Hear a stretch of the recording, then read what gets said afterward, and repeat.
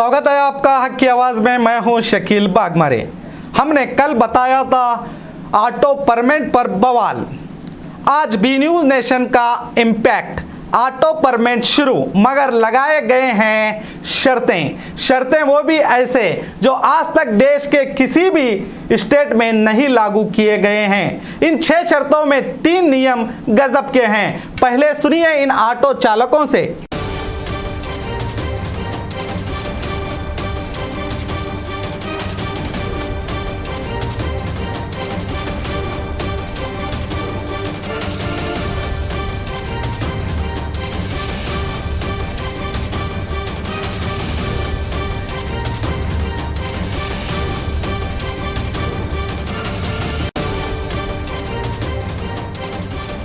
एक तो ये रिपोर्ट के लिए 1000 रुपये वहाँ खर्चा आता है एसपी ऑफिस में, और 15 से 20 दिन तक टाइम जाता है।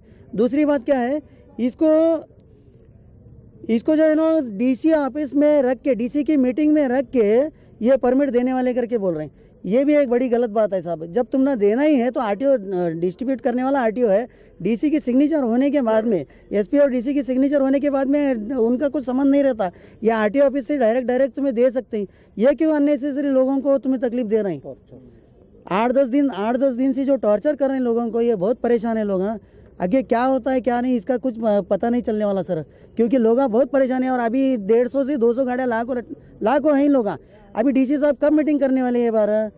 अभी हमारे पास तो एप्लीकेशन रेडी हैं, गाड़ियाँ भी हैं।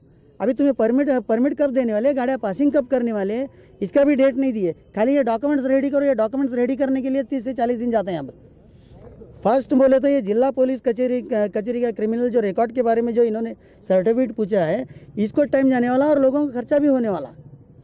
ऑटो रिक्शा वाले का क्रिमिनल दिख रहे हैं। पहले, इससे पहले तो ऐसे कुछ कंडीशंस नहीं थे। अब क्यों आ रही है कंडीशंस? आपके दिल में परमिट देना बोल के है या नहीं है? और ट्रांसफ़र जो है, ये ट्रांसफ़र क्यों बंद रखा है आपने? ट्रांसफ़र में 52 number, form 52 number IMV act का है। वो कब से बंद है? ये 8 दिन हुआ। अभी 31 से इन्होंने, जिस दिन मीटिंग हुई है डीसी ऑफिस में 31 में, उस दिन से आज तक बंद रखा हुआ है। परमिट रिप्लेसमेंट भी बंद रखा हुआ है। गाड़ी स्क्रैप है तो गाड़ियों को भी परमिटा नहीं दे रहे इन्हों। अभी पहले के परमिटा जो लिए लोग, लाख 1.5 लाख रुपए दे के परमिटा लिए, उनके भी परमिटा नहीं दिए इन्होंने। उन्होंने क्या करना? अब 3-3 लाख रुपए देखो गाड़ी लिए, तो उन्होंने क्या करना? अब उनको परमिट देना क्या नहीं? बगैर परमिट के गाड़ी चल नहीं सकती। वो कंडीशन रद्द होना और कल सुबह से परमिट चालू होना, नहीं तो इसके आगे क्या है, हमें उग्र प्रतिभटना करते हैं। देखो सब ಪರ್ಮಿಟ್ ವಿಷಯವಾಗಿ ಸತತ 8 ದಿನದಿಂದ ಇಲ್ಲಿ ನಾವು ಓಡಾಡ್ತಾ ಇದ್ದೀವಿ। ಇವತ್ತಿನ ದಿನ ಒಂದು ಲಿಸ್ಟನ್ನು ಜಾರಿ ಮಾಡಿ ಒಂದು ಲಿಸ್ಟ್ ಹಚ್ಚಿದ್ದಾರೆ। ಆ ಲಿಸ್ಟಲ್ಲಿ ನಾವು ಓದಿದ ನಂತರ ನಮಗೆ ಇವತ್ತು ದೊಡ್ಡ ಒಂದು ಬೊಮ್ಮ ನಮ್ಮ ತಲೆ ಮೇಲೆ ಹಾಕದಂಗಾಗಿದೆ।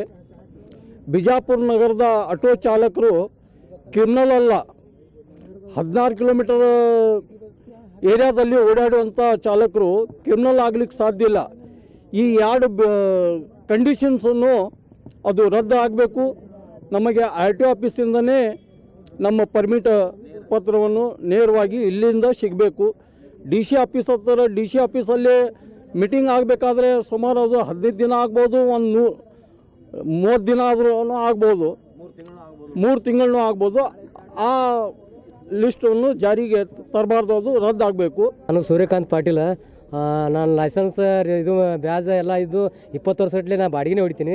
ದಿನ 200-250 300 ರೂಪಾಯಿ ಕೊಟ್ಟು ನನಗೆ ಕಷ್ಟ ಆಗ್ತದೆ। ಅದನ್ನು ಕೊಟ್ಟು ನಾನು ಮನೆ ನೋಡಿಸ್ಕೊಳ್ಳೋದು ಭಾಳ ಕಷ್ಟ ಆಗ್ಯದ ನಮಗೆ।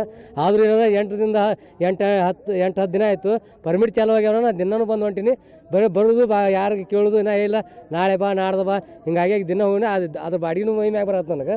ದಿನ 300 ಕೊಡೇಬೇಕು, ಅವ್ರಿಗೆ ಏನು ಮಾಡಿದ್ರು ಕೊಡೇಬೇಕು। ಅಂಥ ಪರಿಸ್ಥಿತಿ ಒಳಗೆ ಇವ್ರು ಪರ್ಮಿಟ್ ಚಾಲು ಮಾಡ್ತಾರನ್ನ ಪಾಟ್ನೆ ಬಿಟ್ಟು ಓಡ್ಕೊಂಡು ಅಲ್ಲಿ ಬಾಡಿಗೆ ಹೊಡಿದ್ಬಿಟ್ಟು ಇಲ್ಲಿ ಬಂದು ನಿಂದಿರಬೇಕು। ಇದು ಕಷ್ಟ ಆಗಿದೆ। ಜಲ್ದಿ परमिट चालू ಮಾಡಿ ನಮ್ಮನ್ನ ಆಳಿ ಹಿಡಿದು ಇದು ಮಾಡಬೇಕಾಗುತ್ತೆ। खुदा ना खासा कौन सी भी मेरे भाई के नाम पर अगर केस रहा तो उसे परमिट नहीं मिलता, उन्हें क्या करना, किसे बोलना उन्हें? नहीं तो क्या है, उन्हें बाद में क्या तो भी काम कर लेते फिरना पड़ता है सनों को जो भी है। और मैं भी क्या है खुदकुशी कर लेना बोल को ये कर रहा था परमिट छोड़ने के बारे में। यत्ता सो उन्होंने कर रहे हैं बोले तो ये अच्छा नहीं, इसे ये करो। और क्या है, हमारे बी न्यूज नेशन वाले हमारे जो भाई हैं हमारे लिए बहुत अच्छी ये कर रहे हैं, मदद कर रहे हैं।